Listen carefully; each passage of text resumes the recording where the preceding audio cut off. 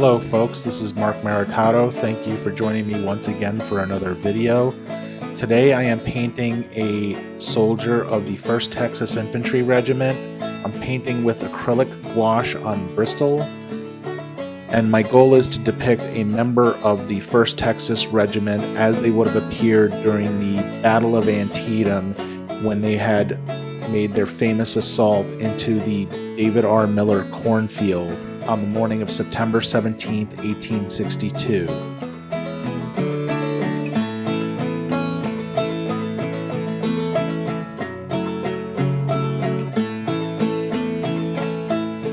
The 1st Texas Regiment was part of John Bell Hood's Texas Brigade. The Texas Brigade was a well-disciplined and hard-fighting unit that had participated in most of the major actions in the Eastern Theater of the Civil War, starting with the 7 Days Campaign in 1862, all the way up through the Overland Campaign of 1864, and ending their service at Appomattox Courthouse in 1865 with the surrender of Lee's Confederate Army. The record of the Texas Brigade, along with their performance in many of these battles, was the stuff of legend.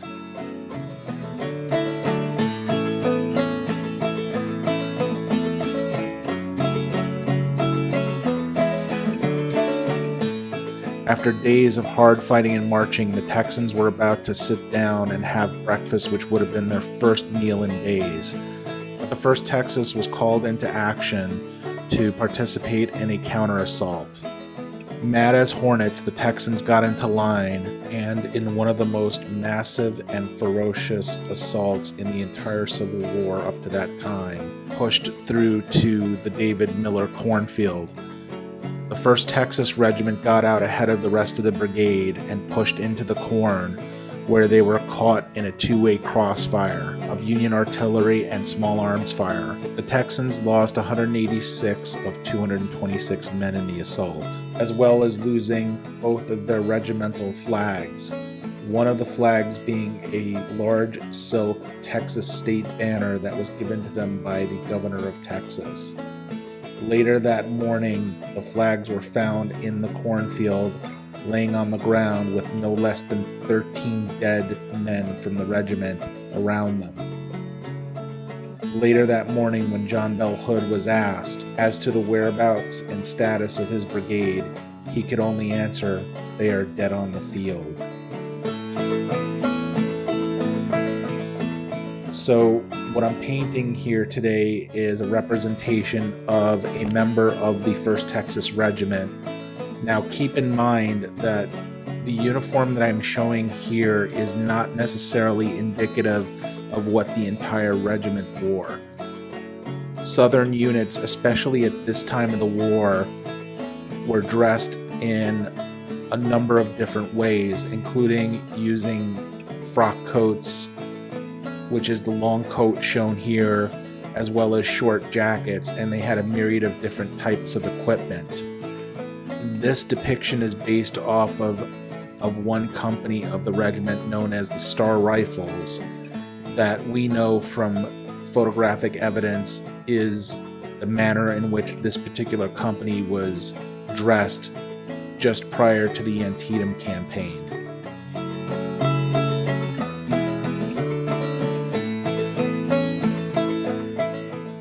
So yeah, as previously mentioned, I'm using acrylic gouache for this painting as well. If you've watched any of my previous videos of the soldier studies that I've done, you will see that I have been using acrylic gouache for all of those paintings. Acrylic gouache is basically a flat acrylic paint. It has a flat finish when it dries. And the difference between acrylic gouache and traditional watercolor gouache is that the acrylic gouache will dry to a hard finish, meaning it will dry permanently and will not be able to be lifted back up again once it's dry. With the traditional watercolor gouache, you can actually lift the paint back up, which is semi-less permanent. It's permanent, but as long as it doesn't touch any water, you're fine, but The acrylic gouache makes it just completely permanent, where it cannot be lifted back up if it's touched by water again. So that's one of the reasons why I kind of like this paint a little bit better. The other thing too is that the acrylic gouache seems to be a little bit more vibrant and brighter in its appearance to the traditional gouache. The traditional gouache is great, I've used it a lot, but this acrylic gouache seems to be really a interesting medium to work in, and really does yield some nice results once the painting is finished. So that's why I've been using this particular paint lately.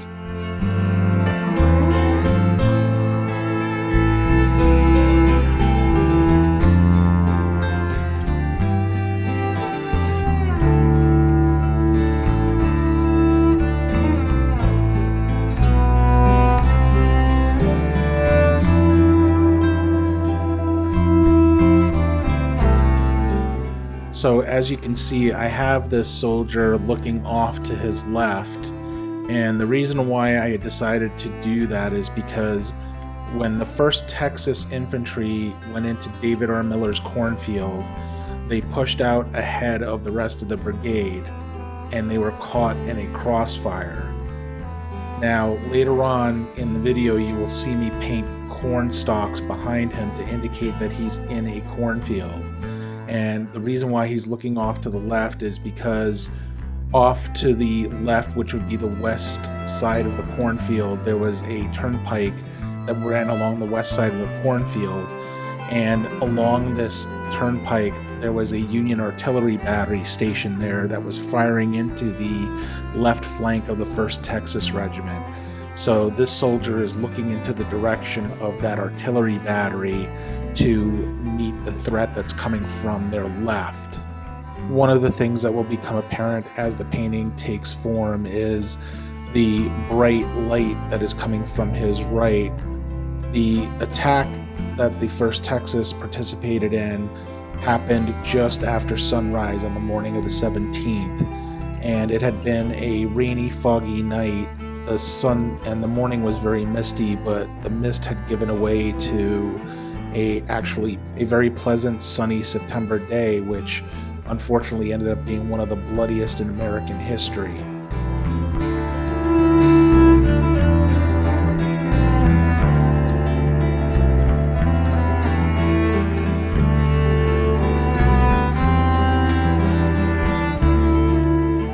Alright folks, I'm going to let the video play out from here. If you enjoy this content, please give the video a like, and also consider subscribing to the channel. That would really help us out. Also, please don't forget to check out some of the other videos that I have on this channel. I have some other soldier studies and other videos of paintings that I've done. I think you would really enjoy them. If you have any questions, of course, feel free to leave it in the comments section, and I will be more than happy to answer as soon as I possibly can.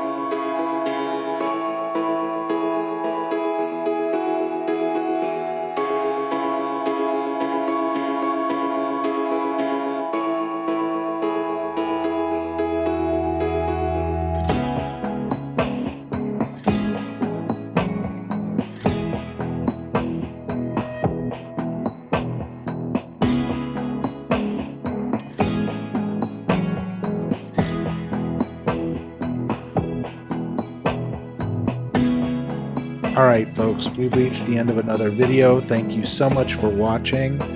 Again, please don't forget to like the video and subscribe to the channel. If you're interested in any artwork, we offer signed prints and original artworks at my website, maritato.com. I also take requests for custom commissioned artwork, so if that is something you're interested in, feel free to contact me at my website. Thank you very much again, and we'll see you in the next video.